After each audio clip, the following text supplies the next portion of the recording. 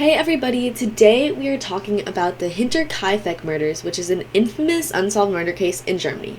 So let's jump right in the story.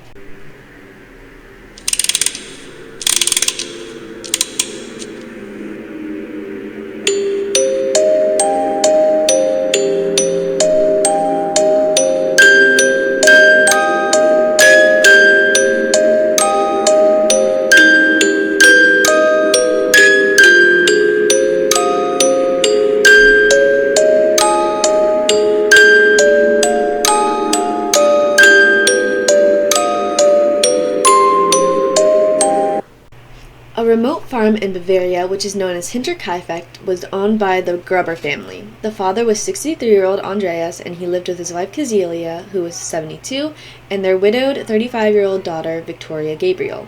She was also living there with her two young kids, Cecilia, who was 7, and Joseph, who was 2 years old. They also lived with a maid named Maria Baumgartner. On March 31st of 1922, the entire Gruber family was found murdered in a horrifying and suspicious way, and no one has been able to figure it out. A few days before, Andreas noticed odd happenings. 2 of the family's house keys were missing. There was a newspaper sitting on the dining room table that Andrea didn't remember buying, and there were footsteps in the snow from the woods to the house, but none back to the woods. But Gruber's previous maid had quit 6 months earlier because she said she thought the house was haunted because she had a constant feeling of being watched, and she said she heard footsteps in the attic. But Gruber brushed off her fears as superstition. Even though the Gruber family had built a reputation of keeping to themselves, when 7-year-old Cecilia didn't show up to school on April 1st, the town became concerned. A search party was created by April 4th by neighboring families, and it was led by Lorenz Schlittenbauer, a farmer who had previously had a relationship with Victoria. Atlas Obscura had reported that the older Cecilia had signs of strangulation and multiple blows to the head, causing cracks in her skull.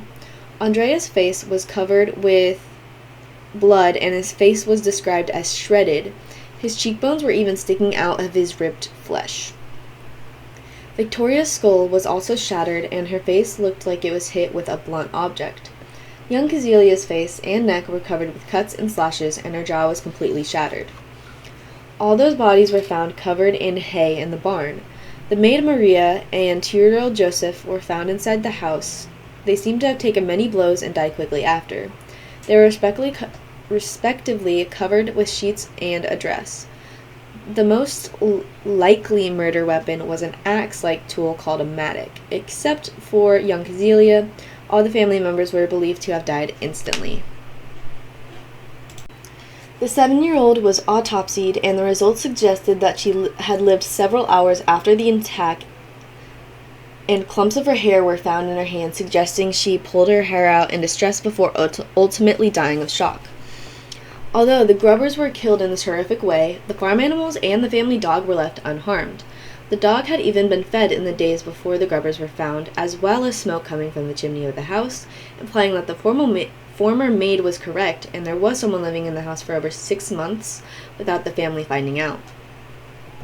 Initially, it was thought that drifters were behind it, but large amounts of money were still left in the home, and nothing else was stolen or missing.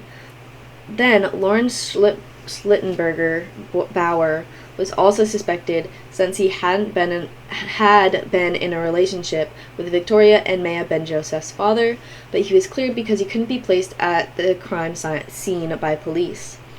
Andreas was also suspected because a rumor was started that he may have gotten his own daughter Victoria pregnant with Joseph and killed the whole family before killing himself. But none of the wounds from the family were self-inflicted, so that was ruled out. Since the murder had maintained the farm since the murders,